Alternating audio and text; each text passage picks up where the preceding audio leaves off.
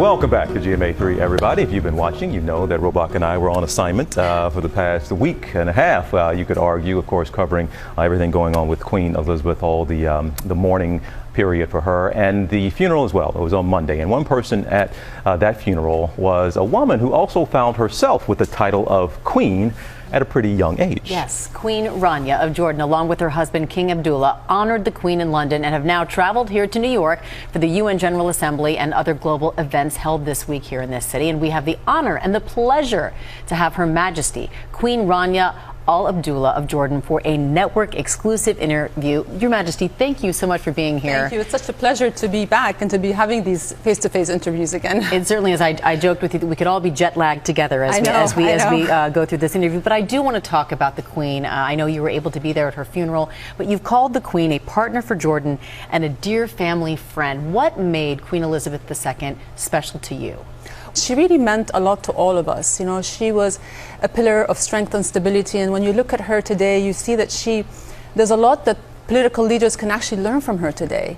You know, she always remained above the fray, above division, above politics. You know, even in the fractious times, she never took sides, she never added to the rift. She was always, through her constancy and her commitment, was always a source of comfort. And so she really, for me, she was also a role model. She taught the world what it means to be queen.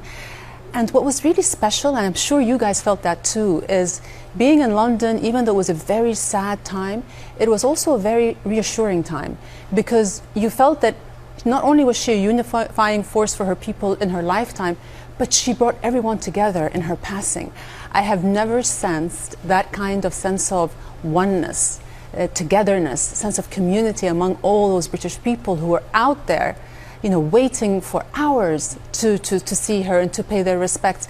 No one asked them to do that. They did that because they loved her, because they wanted to say thank you.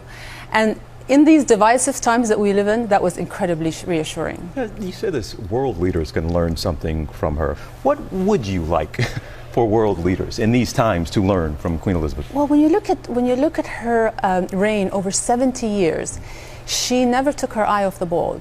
She was always focused on serving her people. She made a promise to them to be there for them, and she was there for them in good times and in bad, always a source of stability and strength and comfort.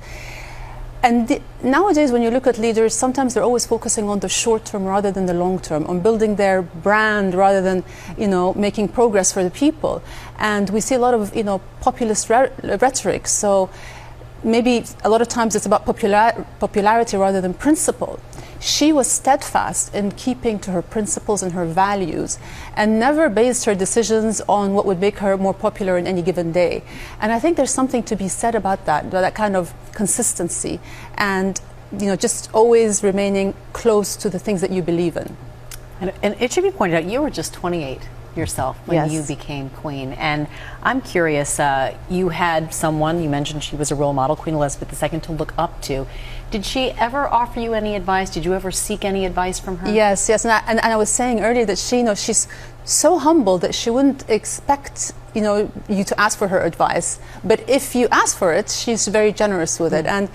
And you know, when I first met her, I was still new to the job, and she, you know, she told me the importance of always being there. The sense of duty and discipline is so important.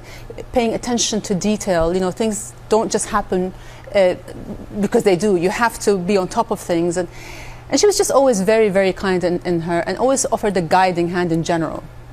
We are going to take a quick break here. So many other topics we want to get at with you. Of course, you're here, the UN General Assembly going on, and certainly a number of topics, a couple of issues very important to you we want to get into. So folks, stay with us here on GMA3. We continue with Queen Rania right after the break.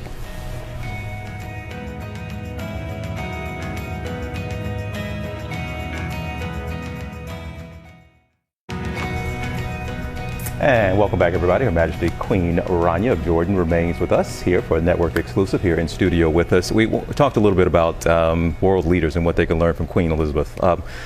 Look, given everything from the pandemic to the war in Ukraine to all kinds of issues, you said misinformation oftentimes is one of the biggest enemies out there.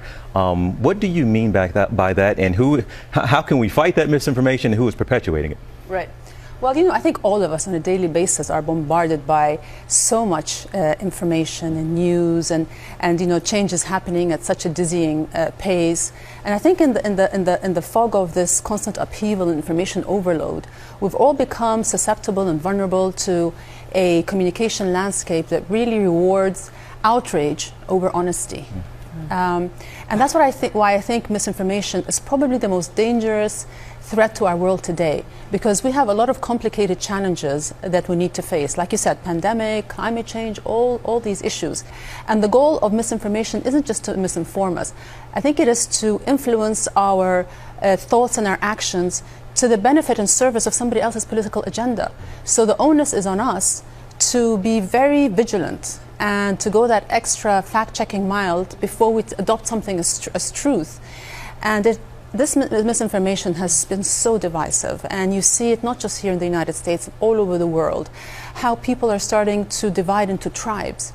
And I find that very worrying and incredibly dangerous, because when you're in a tribe, you're just huddled together and just very fearful of the other. And this politics of fear is very dangerous and very divisive for the entire world. And Your Majesty, I know that you and your husband, we mentioned, are here for the UN General Assembly, and one of the big topics, one of the big issues, of course, is the war in Ukraine. And I know an issue near and dear to your heart is refugees, and it's something you face in your own country. What should be a better plan? What would you like to see world leaders come together to do to address this growing and constant problem around the world? Right. It's been reassuring to see how many countries in Europe came together and extended an open arms and open policies to Ukrainian refugees. The response was swift and sincere, as it should be, to any refugee fleeing any crisis. But there was a disparity in the tone, urgency, and generosity extended to Ukrainian refugees as compared to refugees fleeing other devastation, say from Syria or South Sudan or Myanmar. There was one European country who earlier this year admitted upwards of 500,000 Ukrainian refugees. In the past years, they had expelled tens of thousands of refugees from other countries. So I was saying earlier, you can't ration humanity or apply it selectively. And so I think the response to the Ukraine crisis set a gold standard. It showed us that the world is capable of mounting a truly humanitarian global response if the political will is there. And the political will should be there. And we can't lose sight of the suffering and the plight of people in other parts of the world. Well, as you continue to lend your voice to a number of issues, you keep a busy schedule. I think it's a job, a responsibility you have, and your family is expanding. You have this right? You got 2 weddings you're planning next year? I have 2 weddings next year. Okay. I still can't believe it. My daughter was making fun of me the other day. She's like, Mom, whenever you're introducing me for other people, you're always like, she's getting married next year. And I think I have to keep sounding it so I can believe it, because, and I told them, you guys, I've been begging you guys to get married for years, and then you suddenly decide to do it within 3 months or 4 months of each other. How is that going? Your son and your daughter both having weddings next year, right? First of all, it's so exciting. Yeah. I mean, it's incredibly hectic, but the best kind of hectic. I couldn't have chosen better children-in-law. I think all of us as parents, we want to see our kids grow up and become independent adults and share their life's journey with partners. And I'm so proud of the choices they made. And I used to always say my favorite title is Mama, but I think that's going to quickly change to Teta, which is the Arabic word for grandma. All right. No pressure, no pressure. So my goal is to be like fun grandma. We have a saying in Arabic that no person is dearer to us more than our children than our grandchildren. And so I'm really excited to have babies in my life soon. That is so funny. You wanted them to get married. You already got them with grandkids already. Yeah. Okay. I won't apply pressure, but I will. Okay. Well, man, it is an absolute pleasure. We've watched and admired you really from afar for a long time. It is so good to have you here in our studio. Enjoy the rest of your time here in New York, and really thank you so much. It's an absolute pleasure. Thank you both.